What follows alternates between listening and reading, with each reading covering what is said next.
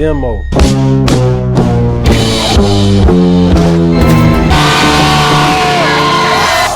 king of the north!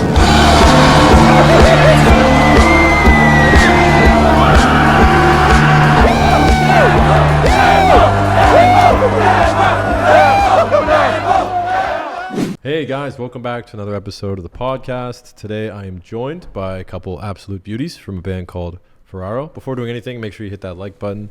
And if you're new here, subscribe. We upload brand new podcasts every single week. Boys, welcome to my show. Thanks for having us. Yeah, super short notice. We were just talking about it. Yeah, like literally basically 3 hours ago. I'm like, come on, let's fucking run a pod, you know? Tuesday night, you know? What do I got going on? Absolutely nothing. Come have a chat. Yeah, man. Sure. So you guys are a three-piece, eh? I get that right? Three-piece, yeah. We were just talking before the gig. The third member, our other brother, is at the Leafs game right now. Otherwise, yeah, this is it. Yeah. He's the most diehard Leafs fan. He's the youngest, though. I guess that's we can only endure that kind of torture for. Can't believe you'd miss so a podcast like this to go to a Leafs game. Go to the Leafs game. Fuck, eh? So how long you guys been doing music anyway?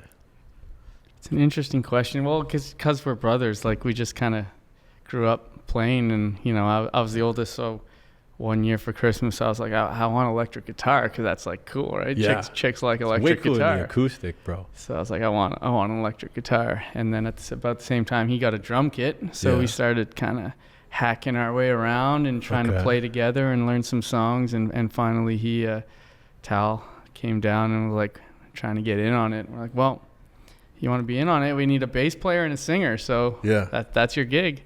And so he learned how to do that, and that's been the formula ever since. You just figured it out, eh? Yeah. So how old were you guys when that happened?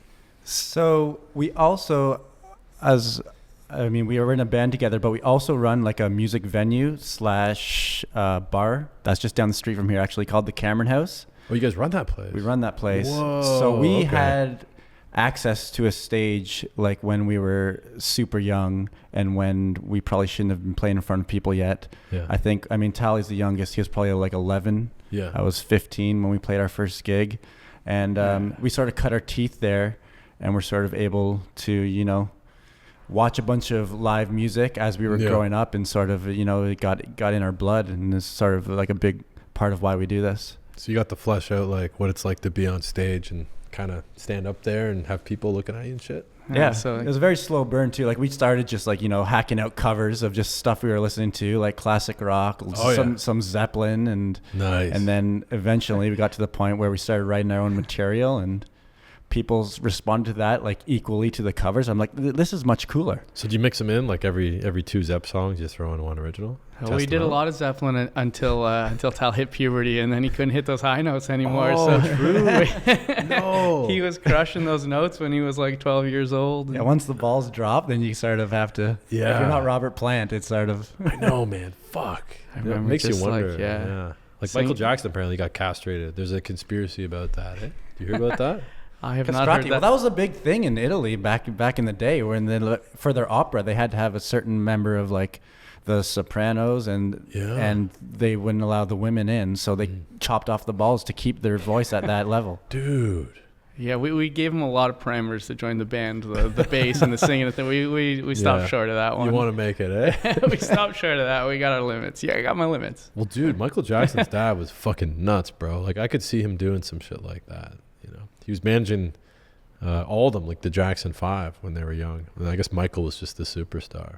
Fuck, he was good. That's like the only song that still like has a child lead singer that's like a legitimate hit that still gets played. Oh, like ABC? Yeah, ABC. Like, can you think of another? I think he was like a child. Yo, that's so true. I didn't think about like that. It's a legitimate hit song and not some sort of like parody or kids song. It's how old was he? Like 10? Yeah, some shit. Yeah, he had a great voice even back then. Yeah. Damn. Maybe like Friday. Remember that broad? Friday. But that's like a parody. That's like a joke. Yeah, that's like a joke. That is a meme song. I don't know. With my hair back and forth? Was that Will Smith's kid? I don't know. You don't know yeah, true. Will Smith has kids that do weird songs.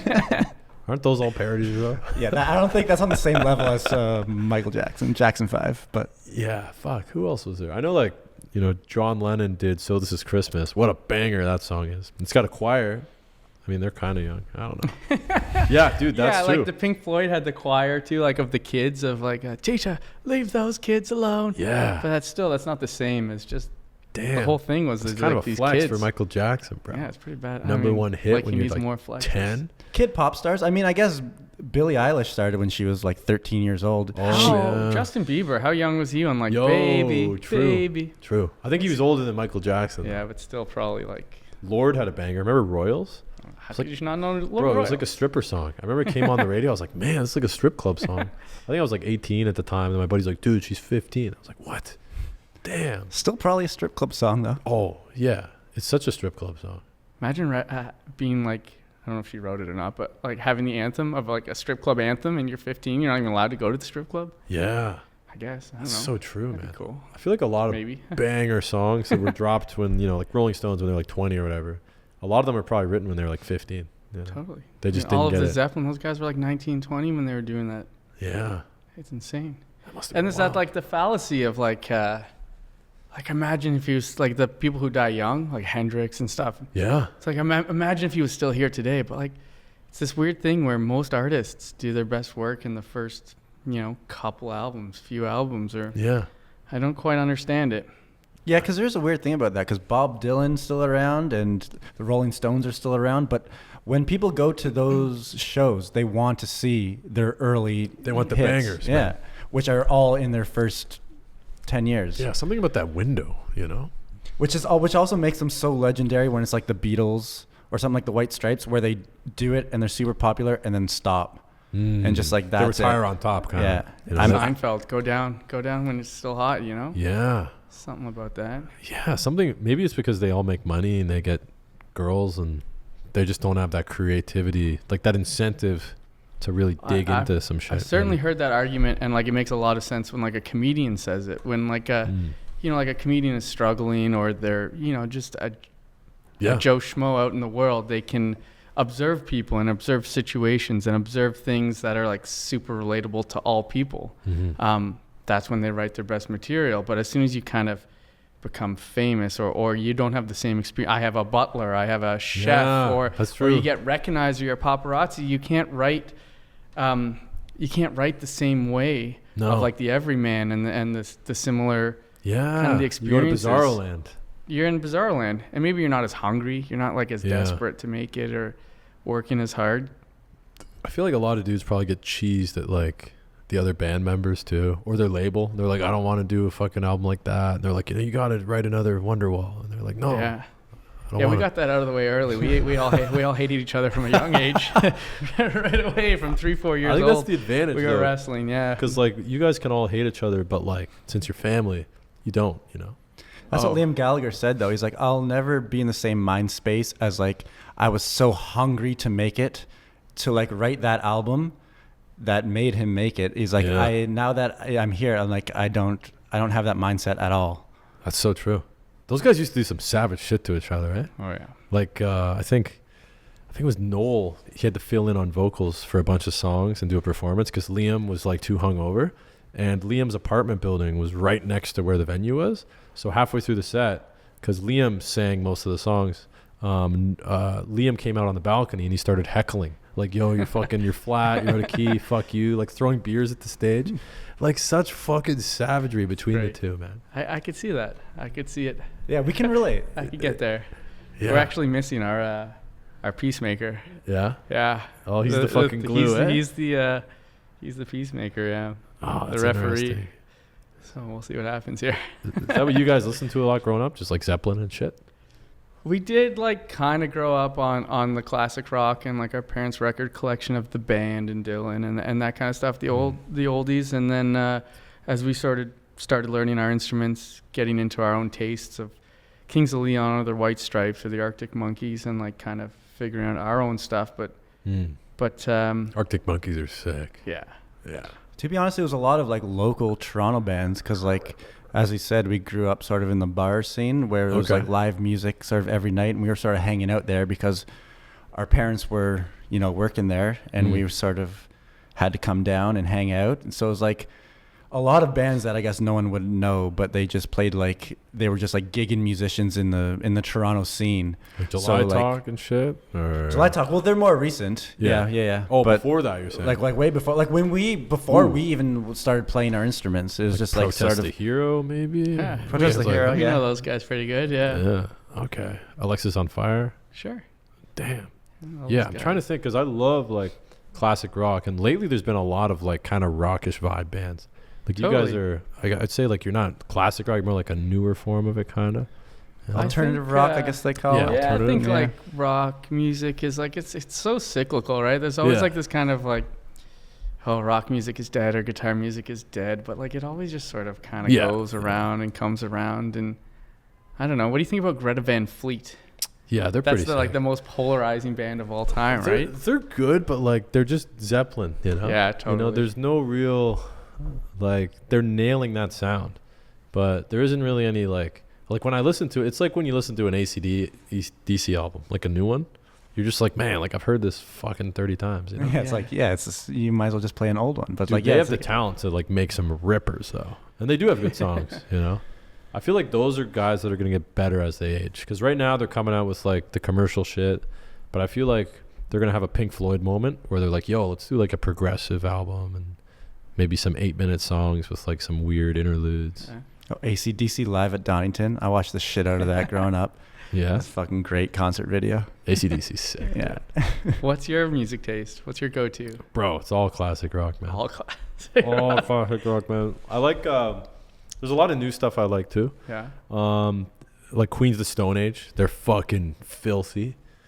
Highly Suspect. That's a nasty band, dude. Fucking disgusting. Royal Blood. They're Royal pretty good. Blood. Yeah, they're big right now. They're fucking killing it. I saw Royal Blood open for Queens of the Stone Age. They arguably had a better set. Nice. Allegedly. Allegedly. That song you guys sent me, it might have been Tal. Whoever's running your page, one of you guys, DM'd it, and you're like, yo, you guys should put this in a Hoko video. That song was kind of like a dancey vibe to it. Had like a nice little funk. Yeah. You sent that. What song was it? Oh, that was... it's like Where I'll... As Far As I've Come? As Far As I've Come, yeah. They use that in boxing gloves. That's what I thought it was a heart. Remember when I was like the artwork? Right. Boxing gloves, yeah. Yeah. They use that to go back to the Toronto Maple Leafs. They use that in the All or Nothing series that the Leafs just put out. It was the soundtrack to like their epic collapse in the playoffs last season. Which dude, there's been a couple of those. Let's get more specific here. Yeah. The just All the or recent Nothing one. podcast or the All or Nothing documentary that they just put out on last season. Yeah. We had the soundtrack to the Game 5 pregame montage. Nice. Which was like getting hyped up for Game 5, which is when they lost the next 3 straight and got eliminated from the playoffs. Yeah. So Tal being, again, the most diehard Leafs fan, was like, that's a big are we flex. sure we want to take this sync, guys? Are we sure we want to be that sound? They also use that song in like an Olympic montage. So we're like, you know what? I think this fits for Jack Denmo's stuff. There you go. Might as well send it out. Sports anthem. Yeah, for people fucking smashing beers off their heads, getting knighted by a guy in a crown. Yeah. That's what we want. Just debauchery and the downfall of the Maple Leafs. Dude, yeah. Classic. I feel like you could get that same degenerate footage at a tailgate of a Maple Leafs game. You know, like, because police are like, oh, Hoko's the worst, you know? But, like, go to any sports game when the team loses. Dude, like in Vancouver a couple years ago, they flipped cars, set them on fire, man. Oh, yeah, those fans are interesting. Yeah. The people there are so hippie, but it's crazy that, like, you know. They got some rage under the surface there. They turned just fast. Scratch a little bit. Yeah. They turned real fast, man. Yeah, riot after you lose a hockey game? I didn't understand that one, but they're fucking intense.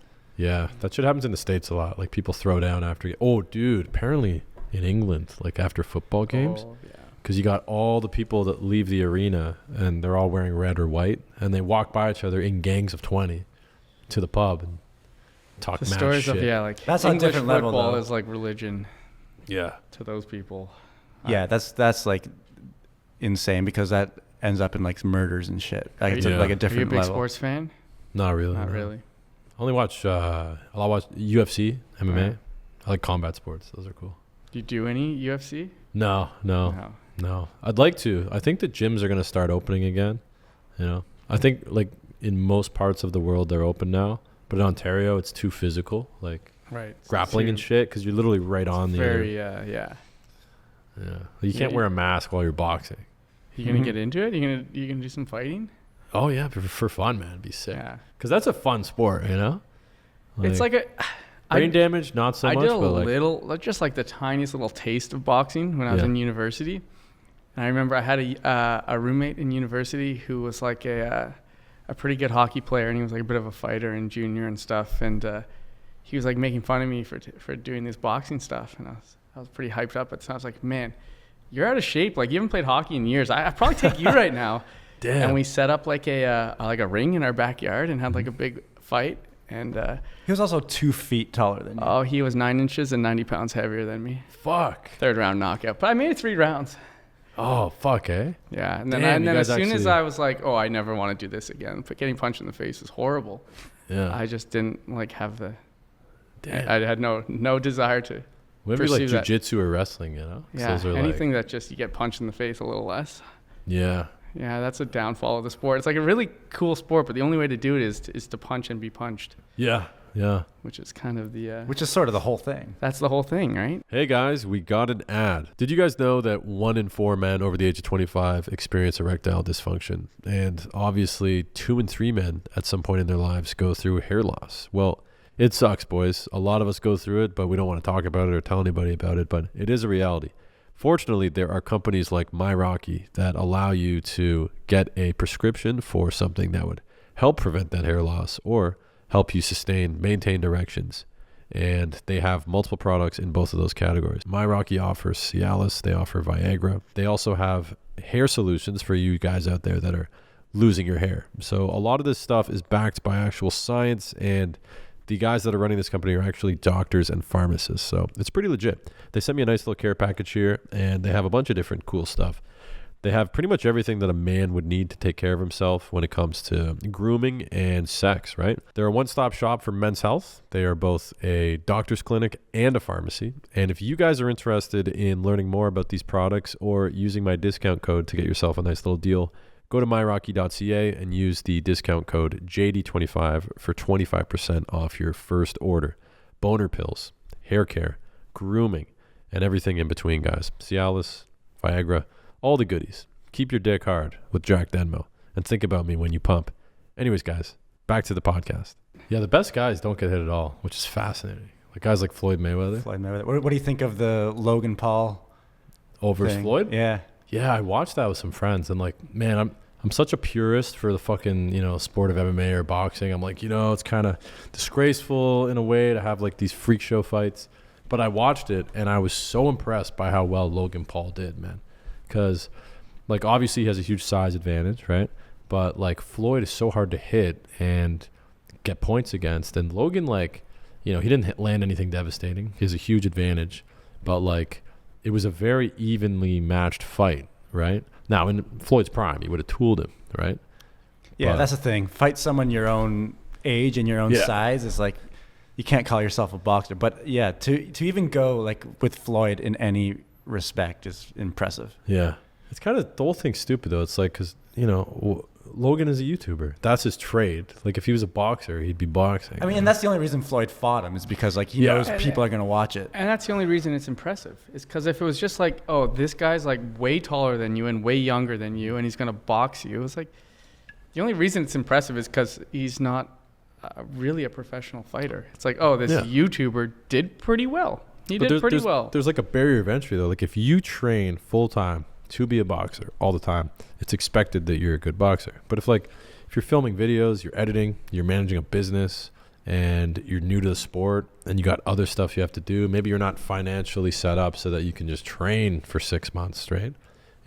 Like, it's just a totally different game. Like, a lot of these YouTubers, they should just be competing in who's the best YouTuber, just fighting each other. Yeah. No, but not even like let's just boxing, do the best YouTube. But just best YouTube. Yeah, it's like, okay, well, some guys are going to get spanked in boxing, but I don't know. I know Jack White used to fuck up dudes. Jack White? Yeah, the White Stripes. He's a fighter? Oh, yeah. He's not a fighter, but you just get pissed at people and punch them. Good for him. He's a good baseball player. Really? Yeah. What? Yeah, Jack White's a good baseball player. Big baseball fan. Big baseball. I don't know if he's a player.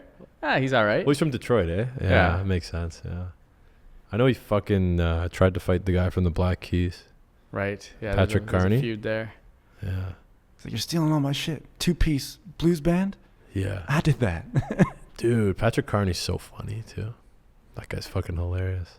He's like kind of like a comedian, and he like rants. He has these like rants that are like poignant, but also kind of funny. But also he's clearly angry. Yeah, they're so like niche too. Yeah. The things he talks about, you know. Yeah. It's good that he has that skill because he's a mediocre drummer at best. I met him once. Remember when we were in Nashville at a Paul McCartney concert? Yeah, just drop that in there. Yeah, we were in Nashville or a Paul McCartney concert. And big flex, yeah. He sang me happy birthday. What? Paul McCartney. I mean... Patrick Carney? Who sang you happy birthday? Paul McCartney did. I mean, he said, this goes out to anyone whose birthday it is tonight. Oh, okay. So nice. that's what I tell people. Paul McCartney sang me happy birthday. Yeah. There's that old joke about like Ringo, like he's not even the best drummer in the fucking Beatles. That was a good line. Yeah. Those guys are great at banter and witty one-liners. Yeah. I was reading recently about, man, every time Paul McCartney does an interview, they just take like a little clip and it's like 5 headlines, right? And I saw one recently. It's like, Paul McCartney actually wrote A Day in the Life. It wasn't John Lennon, right? And John's been dead for 40 years. So, you know, nobody can debate him. Yeah. But I was reading up on it. And like, I guess they would just chill and then they'd have part of a song and then the other guy would come in and then finish it off. It's pretty cool. Yeah. Day in the Life was definitely collaborative between the both of them. That one you could tell, yeah, because like it changes, 3 different parts. Yeah. Fuck, that song's sick. God. There's no shortage of like documentaries or books or the process of the Beatles or like there's no shortage of information on that whole thing. It's crazy how analyzed it all is. Yeah, and they're coming out with a new one and they always make it fresh and like you want to watch it. I watched the trailer. I'm like, I would watch this. And I've watched like a million Beatles documentaries. Oh, Beatles are fresh forever, dude. Yeah. Like the music, like whenever they're like, yo, 40th edition remaster, it's like, guys, like we've heard the song 500 fucking times. But a movie, I'd be like, oh, like John Lennon did this before he wrote this song? I'd be like, okay, that shit fascinates me. Like, I know that song, when they ended it, the final note, right? Like that piano note. Apparently they got 8 pianos in the studio. So Ringo, Paul, John, George Martin, and then one of the producers, they all hit the note at the exact same time so that they could get that crazy, like that noise, you know? There's so many cool little stories like that. Yeah. See, I'll watch a documentary about that. The, Golden Slumbers / Carry That Weight? You guys ever heard that song? The medley. Yeah. So that's like a weird 3-parter. I think at that point they were all like broken up, but apparently the last time, like when they were broken up, they would go in separately to record their parts, you know, because Yoko fucked up the whole band, allegedly. Yeah. But apparently the last time they were together was the guitar solo in that song. Basically, George, Paul, and John were all standing there with guitars trading licks for that part in the middle of the song, which would have been fucking cool, you know? Just live solos off each other. Do you guys do shit like that? Just like on the spot, like, yeah, I'm going to play this lick right now. For sure. More live than, although there's been some studio moments. Yeah. So how do you do that? Like, what's your process when you get in there? A lot of the times, I mean, this last EP we put out was sort of all written. All the songs were written before the studio, as opposed to our last album where we sort of had more like getting in the studio and figuring out our parts, and we had more time to like sort of try things and, you know, see like maybe some arrangement things and even some lyrics that were like down to the last minute as we were recording them. Yeah. But this last EP, I think it was basically just like all the songs were written and we just went in there and banged it out. Nice. So I assume you're drumming, eh? I'm drumming. Nice. Okay. So I'm thinking now, when you guys do the instruments, like, because I know there's different processes. Some guys, they do bass, guitar, drums live. Others, they do one first, then to a click track, record drums over. Like, how do you guys record? Usually start with the drums, then bass, and then add the rest of it on, or even vocals maybe. Yeah. There isn't one right way to do it. We did like some co-writes on this last record, which was new for us to do co-writes, and then different producers in different studios. So we kind of like got all these different processes depending on who we were working with, and it was a a lot of different, and now we can kind of like pick and choose which things work the best for us and which we liked the most. Yeah. This was the first time ever that like we were so used to playing live, and like we'd write a song and kind of rehearse a song and then play it live and see how people react to it, and then maybe tweak it a little and then see how they react to it. But we wrote a few songs during like the lockdown and recorded them. So we had first time ever that we recorded songs that had never been played in front of people before. Whoa. Which was a very different experience, and then having to release them. And then almost having to learn how to play them live. It was like a backwards. Oh, so you just layered them up in the studio. Yeah, and then we were like, oh, fuck, like how are we going to do this live, right? It was like the total opposite to how we've usually done things. Yeah, it's weird, especially because some of them are like big, like sing-along choruses, where it's sort of like, man, I wish we could just like play this in front of a crowd to see how it goes. But like the studio version, we just did actually, for the first time in the last month, play those songs in front of people. Yeah. And it turned out great. So, I mean. Is that the Cameron? I saw a fucking photo. You guys all dressed up and shit. Oh, yeah. We did a couple nights for the Halloween thing. Nice. The Cameron was just allowed to open due to like COVID restrictions being lifted. Yeah. So we just had like our first weekend open of a bunch of bands. It was also like the 40th anniversary. Oh, okay. Of it being open. And nice. So, yeah, we had a big weekend where it's usually just like a walk-in audience. And like the band just sort of passes the hat and whatever money they put in. But because of COVID, you had to do like social distancing. We sold tickets for the first time. So, and then, but for our shows, which were on like the 29th and 30th, they lifted even those restrictions. So we were able to just pack the place out. Dude, that's sick. That must have been like in Hamilton where I'm from, man, like every small business is like shut down pretty much, especially bars, comedy clubs. Anywhere that's basically dependent on live performances, they've just been hurting, you know? And it sucks because, like, it's mostly small businesses that get affected. It's not, like, big corporations, you know? Yeah, the announcement to, like, lift the restrictions came, like, kind of out of the blue. It was, like, on last Thursday. They're just like, actually, you know what? Like, you can do GA. There's no, no restrictions on capacity. Because for so long it was like, oh yeah, I mean the Leafs can have full capacity, but like bars are Leafs still. Can have like what 20,000 people. I know, it was crazy. Yeah, sitting next to a stranger without a mask is just like, how can you not allow a bar of like 60 people to do that, dude? It was weird where they were picking and choosing their fights. So yeah, man. When they announced that, I was like, sweet. Just like restaurants, just too. so happens that we're playing this weekend. Yeah, that must have been short notice. That was pretty sweet though. Dude, I bet people were fired up to be at a fucking rock show, eh? Yeah, they were. It was good. Yeah, a lot of pent-up energy. Yeah, it was coming out.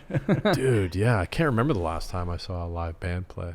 Do you think like people will have hesitations? Would you have hesitations to go? Would it feel weird? Fuck no. Oh, not me. I'm different though. I'm fucked up. I'm a weirdo, man. Like I always put my head in spaces it's not supposed to be. But dude, yeah, that's actually a good point you bring up, because most people, like, they're used to this COVID shit now. Now they're like, I don't want to go out. I want to kind of stay at home and just be. Where's that come from? Why do you always want to stick your head in those places? I'm just curious, man. I don't know. Yeah. That's not normal. No. That's what makes me special, though. I think it's good. Yeah. But it's not normal. No, definitely not. Where does that come from? Maybe it's some kind of evolutionary advantage, Yeah. Like my ancestors, the only reason they reproduced is because they were very curious, They kept going. Were you always that way? Yeah. Or is it a learned skill? No. Do you decide that I'm going to go for this? Yeah. Like, it applies to everything I do, right? Like, I'll do some YouTube videos for a couple of years, a certain style, then I'll switch. For podcasts, man, it's great because, like, the world's kind of my playground. Like, I could have some niche rock band that I really, like, think is cool, and then other people, they'll have, like, a big rapper that has 1 million followers. But, like, I don't care. I want to, I want to pick the brains of people that I'm kind of interested in, right? Like, I want to learn more about. So the same kind of curiosity for checking out people and artists or whatever also applies to stuff in real life. Like, me and my friends, we used to go, like, when we were filming YouTube videos, we'd just go to weird events, like anarchist events, Hokos, Pride. Pride's a shit show. You guys ever been to Pride? No, I've never been. I used to live in that area, so yeah. Oh, dude, it's crazy. All the freaks come out, and the cool people too, but, like, it's freak day. Like, all the freaks come out. It's kind of awesome. Guys, an advertisement. I bet you didn't see that coming. So let me tell you about one of the sponsors of the podcast, Manscaped. So Manscaped sent me this little care package here. They got a bunch of different products. I mean, We got all these different types of deodorants, stuff that essentially provides that nice hygienic feel to your undergarments. A lot of guys don't like to talk about hygiene for their balls, but it is important, guys. Like, you want your balls smelling good, you want your balls feeling good, and you want your ball hair to be trimmed properly, right? So that's why you have to use the right equipment, guys. One of the biggest mistakes dudes make is they underestimate how important it is when you're trimming your balls and groin area. You want to have a proper tool to do it. So you want a trimmer that has multiple settings, different sizes, and you want something that you don't run the risk of cutting yourself with. Like a razor blade is just too inconsistent. You know, you want something that you can do a nice custom consistent cut every single time.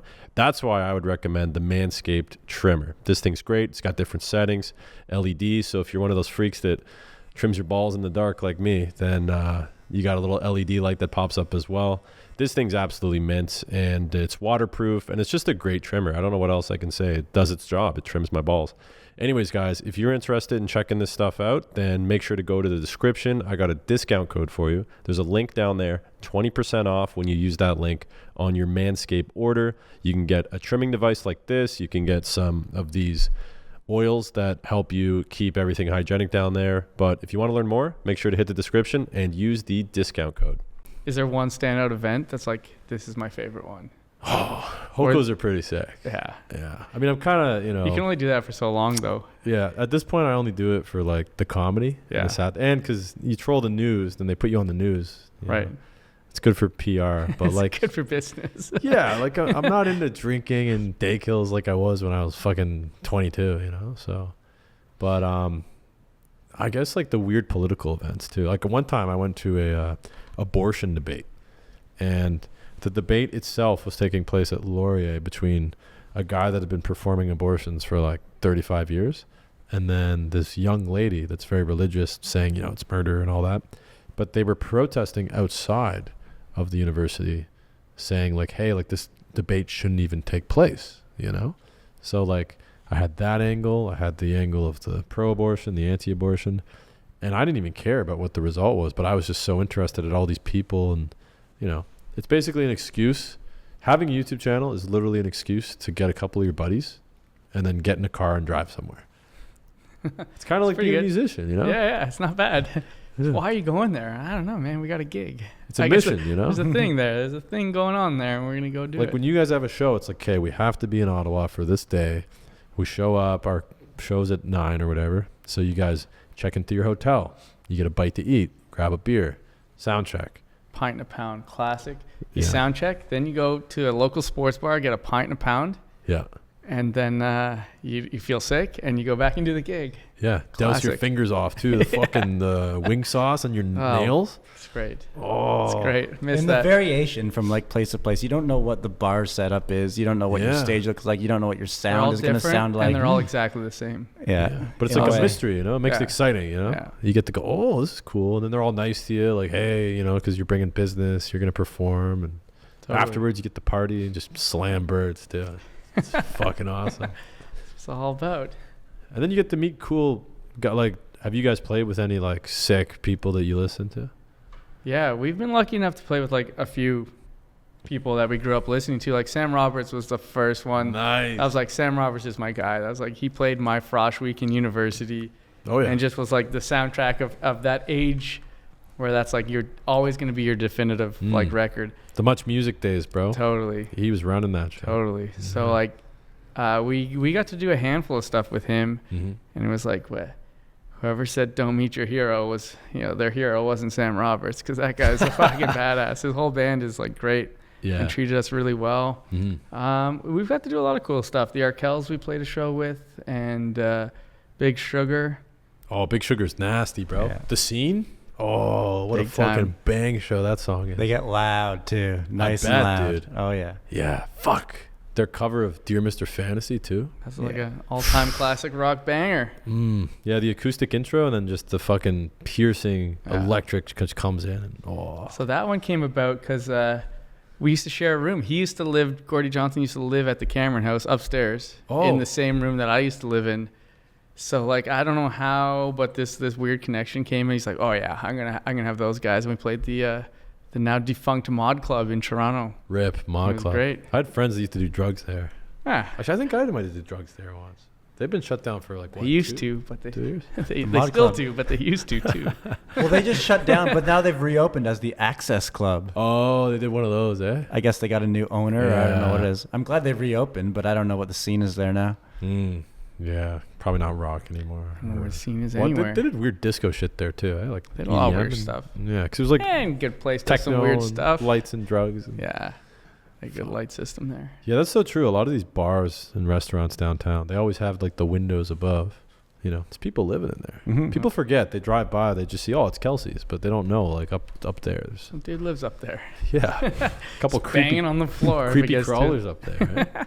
That'd be cool to be like a rocker and then live at top of a rock. That's a sitcom. You know, every sitcom ever. Like they live in the restaurant or whatever. Yeah. So like our mom and uncle started the Cameron House in '81 and whatever. Went a few iterations and a few different like kind of managers and stuff, and they one retired and they weren't sure what to do with it. And like I was just graduated university or almost graduated university, but I was done with it. Yeah, one credit short, allegedly. One elective short, and it was a music course too that I dropped. What was your program, bro?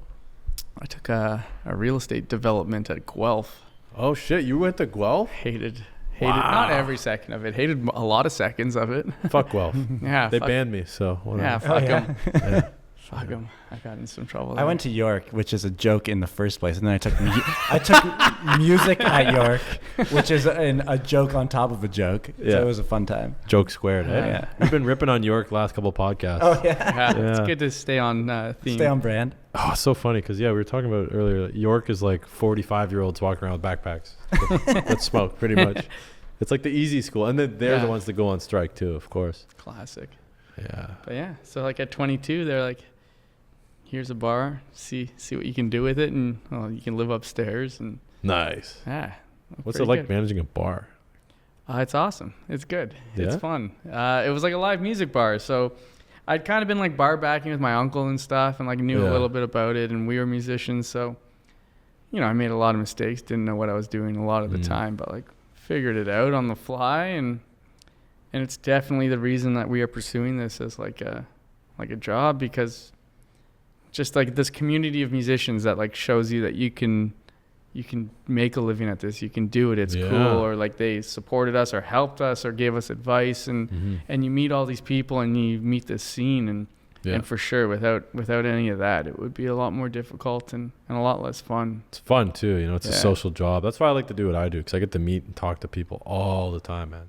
Like from pranks and well, not even like podcasts, obviously, like you get to meet with people that are like doing a certain thing, but you guys probably get to interact with fans after shows that are like, yo, like I'm a real estate agent or I'm a landscape engineer or some shit. Like you guys probably meet some cool people, eh?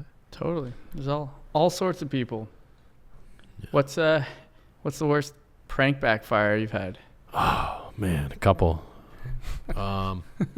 Fuck, dude. Yeah, there's a couple. Okay, so one time I got banned for dressing up as Batman, blasting porn, interrupting a live exam, a live lecture, fighting a guy dressed like Spider-Man. There's like any one of those 6 things you just named will get you banned. That's pretty good. Pretty much all of them. Yeah. So police were sent to my house, my parents' house. They sent me tickets in the mail, made a news piece about me. I got banned for banging a stuffed animal at McMaster. Yeah. Yeah. Did it not twice. consent? No. Well, no. There's a guy walking through the forest, but he was ESL. So he saw me banging the stuffed animal, and he made it because he'd never seen anything like that before. So he called. I don't think anyone's seen anything like that before. I don't know. ESL wasn't like, because he was ESL, he'd never seen anything like that before. No, here's where Whereas the rest of us, it's like, here's whatever, where ESL just guy becomes a banging thing. it. So when he called on them, though, what he explained over the phone was not what was going on. But because he was ESL, he like said words that were inaccurate as to what was happening. Escalated the situation. Yeah, because the police showed up thinking like somebody was getting physically attacked, right? Because the call, you know the telephone game, someone says one thing and then it. So something was, but not someone. Yes. All right. So that was one ban. Littering next to people. People got really pissed, tried fighting me. Okay. That went down a couple steps on that one. Me and my buddy did this prank, stealing a car. So we went in front of the store. I'd leave my car running, and then I'd walk in line, try to butt the line. This was during Schmovid. and I'd try to waltz in, and then my buddy would run out, steal the car, drive. The problem is when he did it, he's like a really reckless driver, so he almost ran somebody over.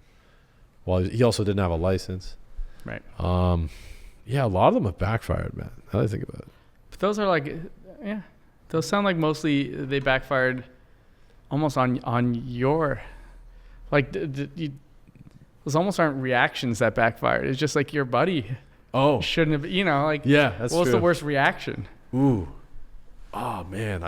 What about the Netflix one you told? Dude, the Netflix one. Yeah, I told that last episode. Yeah, I was asking people for their Netflix password, door to door. Yeah. And I went to one guy's house, and he saw me filming, and he's like, yo, you got to get the neighbor. That guy be a really good reaction. I was like, okay, I'll fuck with him. So we did. And me and my buddy were like tall, wearing dark hoodies and shit. So we looked kind of sus. And I went, did the prank, knocked on his door. What's your Netflix? Why did you change it? And I was trying to get a reaction out of him. So I was kind of digging in a little bit. He seemed very abrasive. Closed the door. We're like, okay, whatever, shit clip. Walked down the street to get another one. And he came down the street on the phone, freaking out, like calling the police. He's like, yo, this is the description. Read out our license plate. We're like, dude, like, we're just doing a prank. Why are you calling the cops? He was freaking out. Cops come over, talk to him. He's distressed. They come talk to me. They're like, hey, like, turns out this guy, his house was burglarized a week ago. Armed burglars came in, like, fucked this whole place up. And he's got young kids. So he was like paranoid as fuck. Like, when a car would drive by, he'd look out the window. And then I come in. And I'm fucking with him, like my buddy's in the bushes in like a black hoodie. You know who robbed his house was the neighbor that told you to go fuck with him. Bro. That was the guy who robbed the house. Dude, he's like, you know who you should fuck with? This guy. You're going to get a reaction because that's the guy who robbed his house. That's what I'm saying. Like, I think the neighbor might have. That guy set you up. Bro, yeah. So I don't know if the neighbor knew he got robbed. He probably did. Definitely did. And he's like, fuck this guy. I'm going to fuck with him some more. Or he wanted to fuck us because the cops came. We got in a lot of shit, you know? Oh. One time I almost got paralyzed. Doing a prank too. Yeah, that would have sucked. So yeah, that would have been a bad prank. Bad prank. Yeah, I was dressed as Spider-Man and I hopped a fence, and the mask was too small for my head, so like it wouldn't fit, so I couldn't see through it. Right. But I had to do the video still, so I just didn't see anything when I hopped the fence. I landed right next to like you know when they cut a tree, they leave the stem, really sharp spike. Landed right next to it, but if I landed a couple inches over, it would have, you know. I'm intrigued by the prank game. I don't think I'd ever do it. I don't think I could ever do it. But I am intrigued by the prank game. I'm intrigued by the music game, boys. Yeah, the music game. It's just, 1, 4, 5. I'll teach all 3 chords you need to know, but the prank game. True. Well, it's kind of similar. I mean, you're getting up in front of others. You're performing, and it's all based on their reaction, you know? That's true. The camera, I mean, it always like comes back to the camera, which is this bar that we like have learned everything we need to know about it. But it's like you can get all sorts of people in there because most of the time the doors just open on Queen Street West, and like whoever comes inside comes inside, and you get all sorts of people, and they kind of mess with you in all the best and the worst ways, and you just sort of learn how to deal with the general public. And do you guys ever get like hecklers and haters and shit? Sort of, but with music it's sort of different because you have a microphone and you have a guitar and drums behind you. Yeah. It's more so like bartending when you have to deal with the real crazies and sort of like. I think you've ever been heckled on stage. Like, you guys fucking suck. What's Greta the Van worst? Fleet. Yeah, what's the worst like heckle we've got on stage? We played a couple gigs for like Nuit Blanche or stuff where we played like on top of the bar, and we like set up the drums were like in the window. And your ass was sticking out the window, and every single person who walked down the sidewalk just slapped you in the ass. Yeah, but like 9 out of 10 of them were girls, so I'll take it. Wow, that's a weird situation to be in. Your ass hanging out the window while you're playing. Yeah, it was on top of the bar, so it was more like an art installment than an actual like setup for a gig. Okay, interesting. I guess it's kind of hard to hate on a fucking live band. Like, who does that? You can, but like it's just a rock band. I mean, the worst that they're gonna do is just tell their friend that they suck and leave. Like, I don't know if they can really like chirp you that much. They can get drowned out real easy. Yeah, it's not like a stand-up comedy. I don't think. Yeah, that's true. Where it's like kind of quiet and you can actually hear them. Buddy I just had on, he was talking about like bombing and how brutal it is. Like, because when your jokes don't work, it's so quiet. You ever done stand-up? No. I think it'd be cool to do once or twice. I did it once. Really? I did it once. Whoa. And by all accounts, I nailed it. Yeah. And I did great. I did a type 5. Okay. And then I got the Seinfeld thing. I'm never, ever going to do it again. Dude, that's never do it sick. again. He and his friends had a running race, like a 100-meter dash, and the loser had to do stand-up comedy at a karaoke bar. Whoa. That wasn't the whole plan, but like this one friend was really adamant about doing like physical challenges. He wanted to get in shape, but he needed like a deadline or a goal. Okay. So he set different challenges, and one was a 100-meter dash. So in like 2 months, we're gonna do a 100-meter dash, and the losers had to do stand-up comedy. Whoa. And he thought we'd just just call it Yuck Yucks on open mic night and be like, oh yeah, 3 of us are coming to do stand-up comedy. But it's actually like quite a competitive thing. You have to work up to Yuck Yucks open mic. It's not just you don't just I guess out here, you don't just call and be like, hey, we lost a bet, like let us on your stage. So he ended up like calling around and eventually finding a Fox in Firkin that had a karaoke night that was going to allow us to do stand-up comedy. Damn, so you just prepped jokes and shit, eh? Well, yeah, I should have prepped. In retrospect, I should have prepped running faster, but whoa. Damn, that's interesting, man. Yeah. That's a cool like friend to have that does like really ridiculous, stupid challenges like that. Yeah.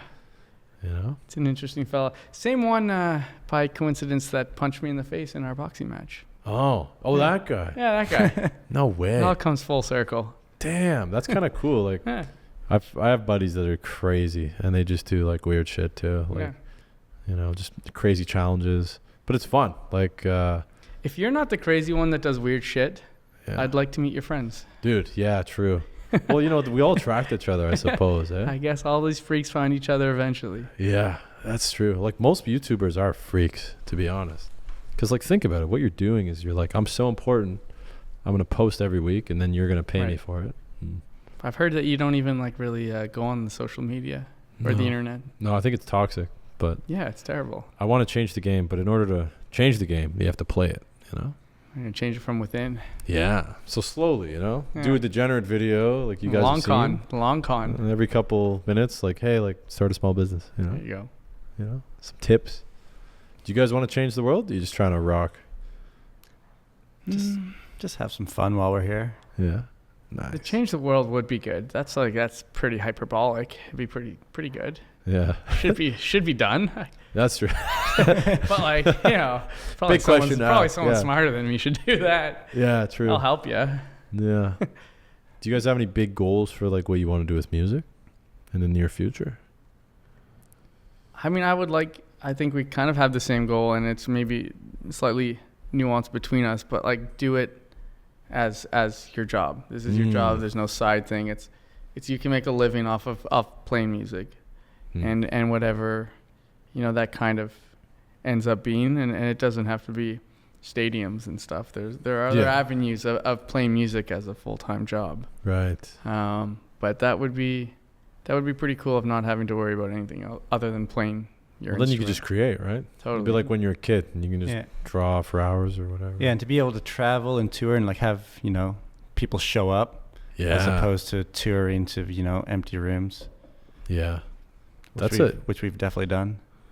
Fuck. I played a show once in a rock band. Did you? Yeah. What instrument?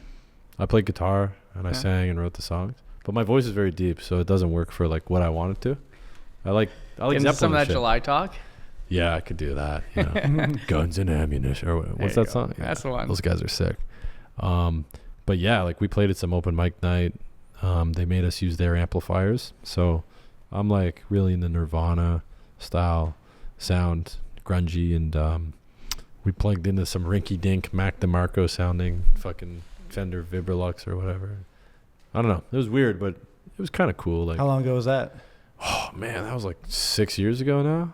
Yeah, and one and done, or you've. Well, dude, what I wanted to do was like pursue music full time, but I just couldn't get a reliable drummer, and I was trying to make money. I was trying to please my parents, so essentially, it kind of took a back seat, and then YouTube just popped, and I was like, well, I guess I'm good at this. Those are classic follies of any musician: a reliable drummer, disappointing your parents. Yeah. Everything you named was like, oh yeah. It's weird to think about, because if I just stuck with music, like maybe I could have been doing that. You know what? That's the best. That's my stand-up comedy thing. It's like, now that I totally could have done that and just smash the cameras and stuff. Yeah. I just always think that I could have done that without ever having to like do the bombing, do the struggling, do the hard touring, do the heckling. I was like, oh yeah, I totally could have done that. Retired on top, yeah. Yeah, exactly. Mark Manson talked about that too. He's like, I wanted to be a rock star, but I hated playing guitar, practicing. Only thing he liked was like playing on stage. Exactly. You know? Yeah. I am going to get back to music one day, though. It's a goal of mine, you know? Because once, like you guys said, once you can make a living doing it, it becomes very enjoyable, you know? So, yeah, that's the thing. Like, you show up and you play, and people see the fun part, and you're like, oh, yeah, you get paid for that, but you get paid for, like, all the, you know, the travel time and the setting up and the practicing, whereas, like, yeah, when you're on stage, that's not what you get paid for. No. It's all the work that goes into it. Yeah, and you got to deal with all the other shit, like selling stuff, writing the songs, marketing, mixing, producing. It's a lot, you know?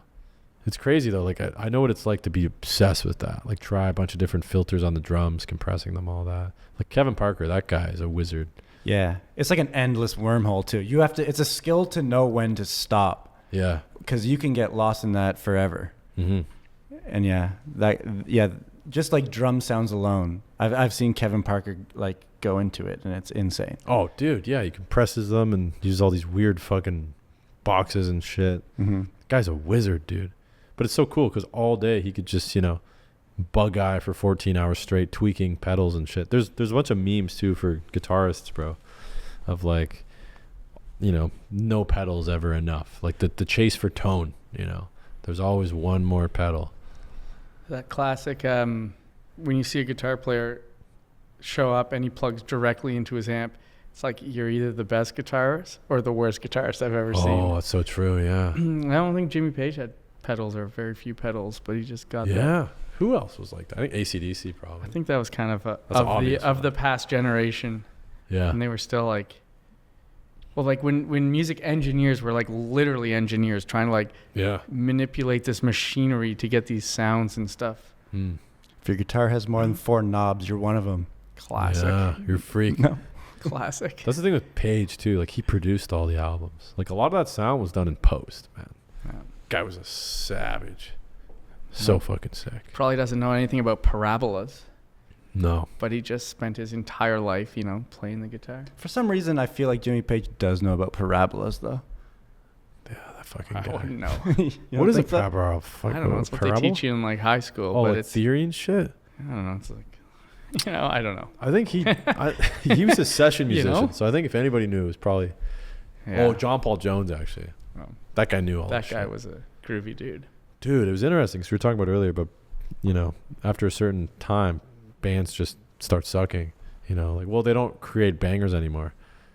Zeppelin was like that, man. You know, they all turned 34 and Bonham died. And they quit. Yeah. So, I mean, they sort of went out, but yeah, I don't know. Yeah, who's been able to, like Neil Young, he had some heaters in the 90s. He had some all right ones.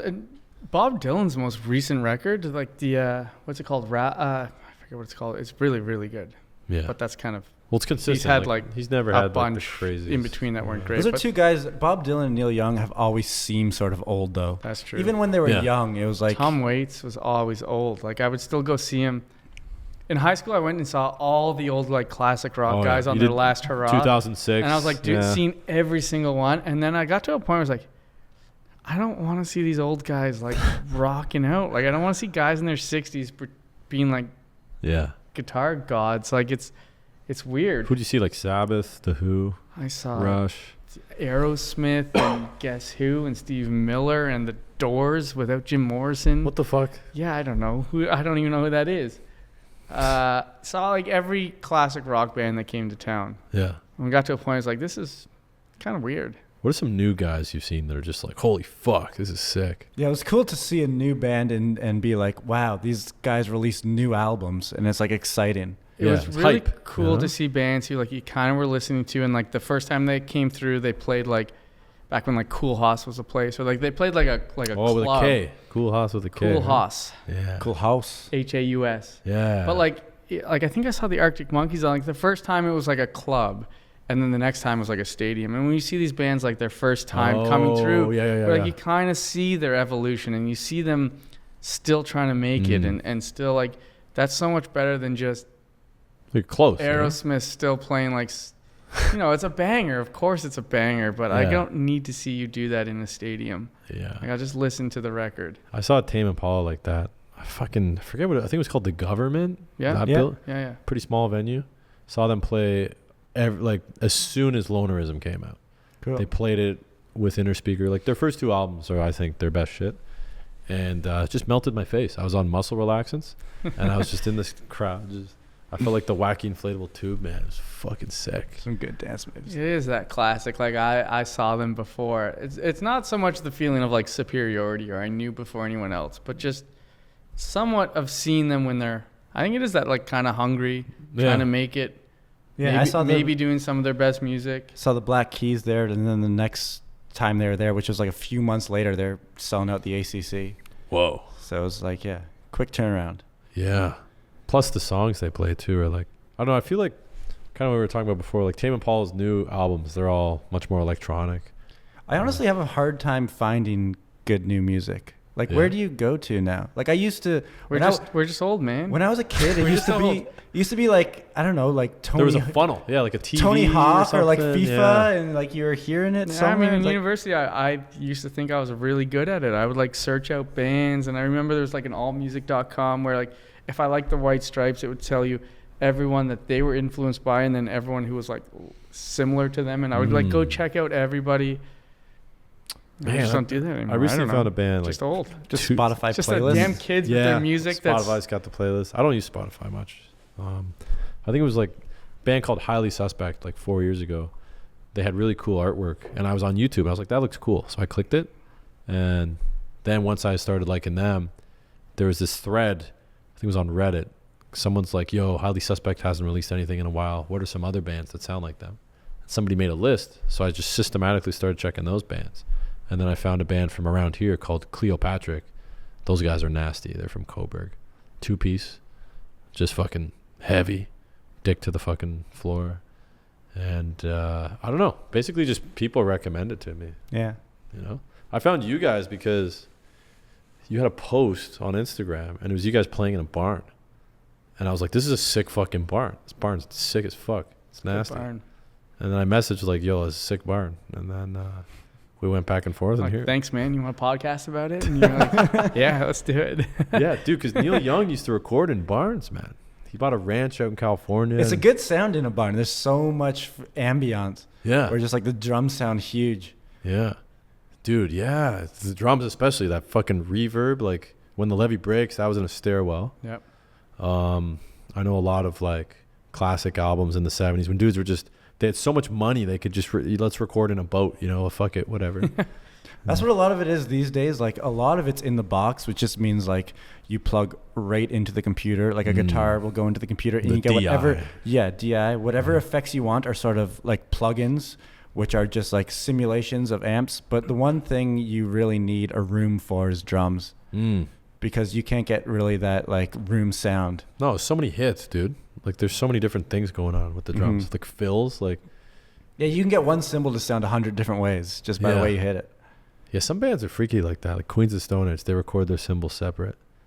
So We've done that where you take away the cymbals and you play the drum part and then you only play the cymbals and so you can mix it cleaner. Yeah, you put like otherwise it bleeds. Yeah. Goddamn cymbals. They put some kind of weird towel on there, so when you hit it, it's just a dud. Yeah. Know? But in your headphones, you hear the cymbal. I'm always on the left of the drums, and I'm a little deaf in this ear. Yeah. Fuck. Those things scary. That barn out there. So you guys just... That's it. I mean, so in winter it'd be a little cold, Oh yeah, that's like a family, our family barn of like all of our cousins. Like the first generation of family that came here. The OG Ferraros. Yeah, exactly. And now there's like 80 of us that kind of like all share this farm. Yeah. So we just asked them if we could go fuck around in the barn for the day. Nice. But where is that? Near Guelph in Milton. Oh, okay. Yeah. Milton. So you guys are Italian, right? Yeah. Okay. So what's the origin story of your family? You guys just came over like 100 years ago? It's like, yo, let's start a Yeah, bar. I don't know why they came over exactly. But they came to Guelph first. Yeah. Maybe why I went to Guelph. Could be. Just bad reason to go there. Yeah. But yeah, I don't know why they came, but I'm glad they did. Yeah. Could have been in New York. Actually, that would have been pretty sick. Yeah, that would have been kind of sick too. One or the other, eh? Like either side of the border, you know. They're just gonna show up somewhere, and generations after them are gonna reap the rewards of them deciding to come here. Well, that's why everybody lives near the border of the United States, because it was such a trade hotspot. Totally. And then before that, the military bases were based around, well, like New York would have just taken over all of Canada because they had so many resources. So if people weren't right on that border, making sure they didn't creep in, then Canada would be America, right? Yeah, for sure. Yeah. I love that our heritage is Italian. I try and lean into it. It's like why I'm rocking the mustache these days. But like we don't speak the language, and we're like 4th generation Canadian. Okay. So it's like I want to sort of be more Italian, but I don't know how to do it. Yeah, Italians are sick. They're very family based, you know, like us. Yeah, we have that tradition going, I suppose. Good very family based still. You guys just pump out babies, you know, like. And we go there. We have family vacations to Italy every few years. Yeah, that's sick. So you still got people out there, eh? Well, I mean, the last of them has just recently passed away, but Fuck. So everybody came to Canada. They all came here. Would you guys ever move back there? Start a family, you know? There's not a lot of work there. That's the thing in Italy. Like, there's not a lot of work. Really? There's not a lot of jobs. Whoa, interesting. But I don't know. Maybe the internet's changed that. I know very little Is it expensive to speak on this publicly. Is it expensive to live in Italy? The country of Italy has no jobs. I don't know. I don't know how to say Europe was so much bigger than it is, but like all these countries, like Greece is only small. like 8 million people or something. You can drive like 3 hours and cross. That's the thing, right? That's the classic Europe thing is you take a train or you drive a few hours, you cross countries. That's why it would be languages and cultures and Euros and shit. We drive 20 hours and get to Thunder Bay. We're still in Ontario. Yo, fucking Thunder Bay's a mish, dude. Thunder Bay. I know where Thunder Bay is. But yeah, that's why it'd be great to fucking tour Europe as opposed to Canada. Fucking right, it would be. Fucking dude, yeah, that would be sick. Yeah, you drive a few hours and you're in a different country as opposed to just the other side of Ontario. Been to Europe? Not even. No. Never been to Europe, man. Whichever prank, I feel like it would be very dangerous to prank in unknown countries. Yeah, potentially. I mean, if I'm there, may as well. I don't know. You like to scratch that. You like to scratch. Dude, I'd be more interested in like looking at the Roman Colosseum where people like chopped each other to death as gladiators, you know? I mean, that's interesting, but then you can prank someone while you're there. Yeah, I'd pretend to be a tourist or tour guide or whatever. You would be a tourist. Yeah, or a tour guide. Yeah. Okay, all right. Fucking one of my buddies I lived with in Vancouver, he has the world record for the youngest Canadian male to travel every country in the world. Wow. Yeah, so he finished. How many are there? There's like 230, 40? Maybe a little less than. I think it's like 197. There's territories too. Okay. I'd have to look it up. But yeah, so he traveled every place in the world, and he finished at the age of 31 in February 2020, just before Schmo. He finished his last country or whatever. But they did Europe. And for Europe, they weren't in like a hurry. They had fun. So Europe, I think, is like 45 countries, something like that. And they took a whole year to do it. So, yeah. I feel like that has to be the best education. Just going everywhere and seeing all the world. I With mean, a mission, too. Yeah. You know, like you have a purpose. You have a, you know, you're performing shows, like a tour. For him, he was just trying to step into every single country. You know? That's pretty cool. Yeah. So do you guys have any kind of tour coming up? Anything in particular? No, we were on tour before COVID and we sort of got shut down. We were out west. Nice. And when it hit and we had to sort of cancel early, we were about to like do the Junos. We were playing like the kickoff weekend. Okay. When everything shut down, we had to come home. So we've just sort of been writing songs and recording. And now that things are starting to open, we have a few shows hopefully in Toronto that we're going to plan, but we'd like to get out on tour again. No plans yet. Yeah. Hit up Europe, eh? That'd be fucking we're going to Europe. I don't know. Dude, that'd be sick. Yeah. Okay, do you have any upcoming releases or anything big coming soon? No. Fuck it. Just chilling, eh? Yeah, we do have a few more of those barn videos coming out. Yeah, I got another barn video. We got some more songs from the same location. Barn videos right now. Yeah. Cool. Well, right okay. On. Fucking thanks for coming on the show, boys. I'll have to have you guys back on when you have the third brother as well. I think that'd be cool. Right a couple months from now. We'll make him come in by himself. Oh, yeah. Just ask him all the exact same questions. Make him all awkward. Let's work out a prank on him. Once we get the third mic in, we'll prank him. Yeah, that'd be cool. So, guys, Ferraro Band on fucking Spotify, YouTube, Instagram. You guys on Twitter? Yeah, we don't use it much, but we're there. We haven't posted since 2018. I haven't really grasped the Twitter yet, but yeah, I just got it back because it's good to get guests for pods. All scholars use Twitter. They don't use anything else, just Twitter. Well, explains why we're not there. Yeah, nope. Explains why you we're guys not are on the Instagram Explore feed in a barn photo. But yeah, guys, thanks for watching this video. Make sure you hit the like button.